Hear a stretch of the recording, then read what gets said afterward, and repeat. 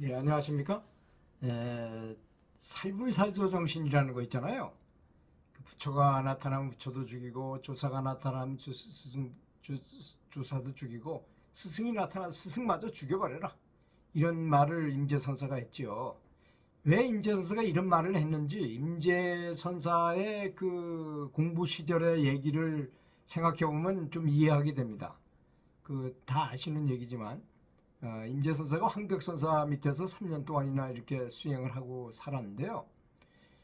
다른 사람들은 스승한테 잘 보이면 스승이 무슨 법을 전해줄까, 뭐 진리의 힌트를 줄까 해가지고 계속 질문을 하고 가서 아주 아부도 하고 아양도 떨고 하여튼 별짓을 다 해서는 스승의 관심을 얻으려고 굉장히들 노력하고 그랬어요. 근데 임재선사는 이미 이 단이 형성되고 공부가 아주 잘 되고 있는 상태였습니다. 이미 어떻게 하면 공부가 잘 된다는 사실을 이미 알고 있어요. 그건 스승이 대신 해줄 수 없다는 것도 본인이 깨달은 거예요, 이 사람은. 그래서 이제 하루는 임재선사가 그 공부하는 선방으로 이렇게 시차를 나왔어요. 그런데 다른 사람들은 스승이 온다니까 얼른 정절하고 좌복에 앉아가지고 탁저 정자세를 취하고 명상을 하고 있는데 뭐 임재선사는 하여튼 모든 것이 다 선이고 모든 것이 다 명상이니까 그럴 필요가 없잖아요. 그래서 한쪽 구석에 가서 방석을 갖다 놓고 방석에 있는 데 가서 잠자는 척하고 누워 있었던 거예요. 그 스승이 딱 들어와 보니까 스승은 빛을 볼 수 있으니까 이 친구들이 공부가 잘 됐는지 안 됐는지 이 오라만 보면 금방 알 수 있거든요. 그러니까 임재선사한테는 빛이 그냥 쫙쫙 빨려 들어오면서 공부가 잘 되고 있는데 여기 앉아서 폼 잡고 앉아있는 이 사람들은 잡생각만 하고 이거 시커먼 연기만 일어나고 그러더라 이거. 사람이 이제 바른 생각을 하고 기분 좋은 상태에서 집중을 딱 하게 되면 황금색 물질의 그 호르몬이 나와 분비가 돼가지고 이렇게 그것이 너무 심하면 이제 방광이라는 걸로 바깥에까지 막 불나는 것처럼 이렇게 번져나갈 수도 있게 된다 그래요. 그런 걸 다 볼 수 있으니까 임재선사는 공부가 잘 되는데 이 친구들은 폰만 잡고 있지 생각은 잡생각만 하고 있어. 엉덩이를 걷어차면서 이놈들아 공부 똑바로 해라 이렇게 말을 했다 그러잖아요. 그것처럼 그러다가 이제 임재선사가 드디어 깨달음을 얻어서 이제 임재종이라는 이제 선풍을 일으켰죠. 그 엄청나게 대단하잖아요. 하늘 소리를 지르면서 그냥 그 누가 물어보면 병력같이 소리를 지르면서 이제 이런 그걸 선풍을 드날리고 그랬던 사람인데 그 이제 그게 바로 자기주도, 즉 현대어로 말하자면 자기주도 학습을 해라. 자기주도 명상을 해라. 자기주도 참선을 해라. 이런 뜻입니다. 그것이 바로. 그래서 우리도 스승님한테 너무 매달려가지고 스승님이 하시는 말씀만 그저 입만 쳐다보고 가리키는 손가락만 바라보고 있다는 것은 스승님이 가르치는 거는 손가락 끝이 아닙니다. 저 다리잖아요. 가르치는 건 달을 봐야지. 왜 스승의 말에만 너무 이렇게 침착해가지고 있으면 안 된다는 거죠. 스승님도 그걸 아주 괴로워하십니다. 오히려 너무 지나치게 자기한테 의존하고 그냥 스승이 뭔가 다 해줄 거라고 생각한다는 거. 밥은 내가 먹어야 됩니다. 그래야지 내 배가 불러요. 그렇잖아요. 또 가서 화장실도 내가 가야 되는 거고 죽음도 내가 죽어야 되는 겁니다. 그래서 좋은 예가 있지요. 여러분도 잘 아는 나홍선사 있잖아요. 국사로 이렇게 왕사로 임명을 받아가지고 이 양반이 한번 법문을 하면 2만 명이나 되는 사람들이 전국 각지에서 몰려들었다고 하니까 그때 이제 사대부들 있잖아요. 그 유생도 유교를 숭상하는 사람들이 굉장히 치기 질투를 냈다 그래요. 나중엔 뭐 누명을 써가지고 결국 사형을 받아 돌아가셨는지 아마 그런 것 같은 생각이 드는데 그 나홍선사의 누이가 동생이 이제 절에 와가지고 이렇게 빈둥빈둥거리면서 공부를 안 하는 거예요. 연불도 안 하고 아무것도 안 하는 거예요.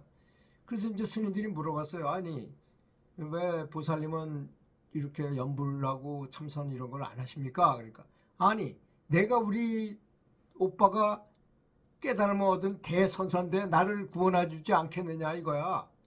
근데 내가 뭐하러 공부를 하느냐 이렇게 얘기를 하니까 그 얘기를 이제 나홍선사가 전해 들었어요. 너무나 한심하잖아요. 그 생각하는 것이. 그래서 동생이 제일 좋아하는 찹쌀을 아주 맛있게 만들어가지고 냄새를 품으면서 스님들끼리 만들어서 저쪽에서 먹는 거예요. 그리고 이 동생이 냄새를 쫙쫙 풍기고 하여튼 먹는 거를 알게끔 해가지고 했는데, 그러니까 동생이 찹쌀을 먹고 싶은데 혼자들 다 자기들끼리 먹거든. 그래서 오빠한테 따지러 왔어요. 오빠, 어떻게 된 게 그 맛있는 찹쌀떡을 해가지고 드시면서 어떻게 나는 안 주십니까? 그러니까 이상하다. 내가 먹으면 네가 배가 부를 줄 알고 우리는 우리끼리 먹었지. 그러는 거야. 그때 이제 이 여동생이 깨달은 거예요. 오빠가 하라는 말이 무슨 말인지를 이제 깨달은 거예요. 그 일화를 통해서. 그래서 그때부터 아주 열심히 이렇게 연구를 했다는 그런 일화가 전해오고 있잖아요. 그렇게 이 공부나 명상이나 모든 것은 다 자기가 해야 되는 겁니다.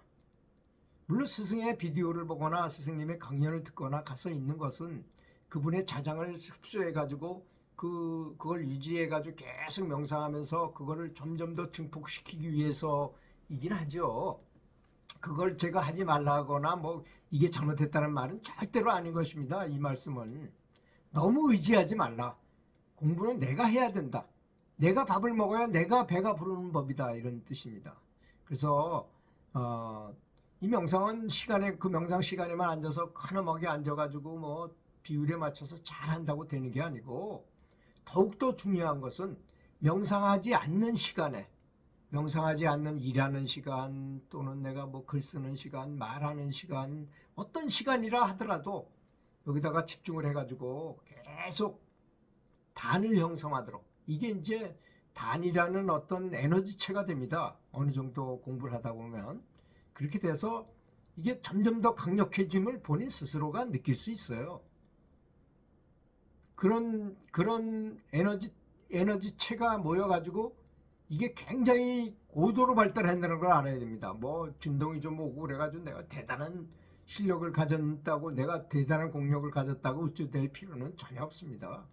그래서 무협지에 보면 50년 공력, 100년 공력 뭐 이런 말이 나오잖아요. 그걸 전수해준다. 이것도 가능한 것입니다. 사실. 그렇지만 만약에 어떤 사람이 50년 공력을 전수해줬다 하더라도 그 사람이 준비가 안 된 상태로 받아봐야 그냥 흘러나가 버리고 만다는 것입니다. 그릇이 넘쳐버리는 거예요. 그릇이 적당한 그릇에다가 적당한 크기를 담아야만 그게 되는 거기 때문에 어차피 자기가 공부를 해야 된다는 것입니다. 자기가 스스로 명상해야 된다는 것입니다. 그러니까 항상 지혜 안에다 의식을 집중하고 연구를 하면서 비율에 맞춰서 명상을 해야 된다는 것, 정자세를 통해서 명상을 해야 된다는 것을 잊지 말아야 합니다. 그리고 이 명상 중에 가장 핵심이 뭐겠습니까? 바로 업장을 소멸하는 방법인 것입니다. 다른 방법에는 그렇게 하기가 어려운 점이 있는 거예요. 이렇게 비전의 방법, 아주 좋은 방법을 가르쳐 줬는데도 불구하고 이 당대에 살아생전에 해탈을 못한다는 것은 참으로 억울한 일이 될 것이라고 생각합니다. 이 좋은 기회를 맞이해서 단체 명상에 반드시 참가하고, 스승님이 가르친 방식은 다 아는 방식이잖아요. 저는 기공을 배웠기 때문에 아주 기감이 예민한 적이 있었는데요. 제가 중학교 교사를 할 때 보니까 가장 기감이 센 때가 어디냐, 어디 명당 자리에 가도 기감이 세고, 뭐 소나무 숲에 가도 기가 세고, 뭐 이런 데는 있지만 가장 센 데를 저보고 하나 추천을 한다면 중학교 학생들이 시험 보는 시간이에요. 그때 복도를 그 분단을 이렇게 걸어 다니면 정말 기가 사람을 막 밀어내는 것처럼 강력합니다. 그렇게 강력한 기장 속에서는 참 좋은 영향을 많이 받을 수 있겠죠. 그래서 학생들이 그걸 이미 다 알고 있어요. 본인도 뭘로 말을 하고 표현하기는 곤란하지만 다 알고 있어요. 왜 어떤 걸 보면 알 수 있냐면요, 집에서 공부해도 충분히 할 수 있잖아요. 그럼에도 불구하고 비싼 돈 내고 독서실에 가요. 독서실에 가면 누가 가르치는 게 아니잖아요. 분위기만 잘 만들어 놓고 그리고 거기서 공부할 수 있도록 하고 돈을 받는 거잖아요. 왜 거기 가느냐? 분위기라는 게 있는 거예요. 분위기. 이걸 이제 기공에서는 기장을 형성한다 이런 말을 해. 기가 쫙 뻗어나가지고 있는 겁니다. 그래서 단체 명상에 이렇게 참가하게 되면 그런 다른 사람의 기장과 내 기장이 이렇게 합쳐져 가지고 엄청나게 큰 에너지장을 만들어내는 것입니다. 거의 스승님하고 비슷할 정도의 에너지장을 만들어요. 한 100명 이상 모이고 그런 데 가면, 그런데 단체 명상을 안 간다.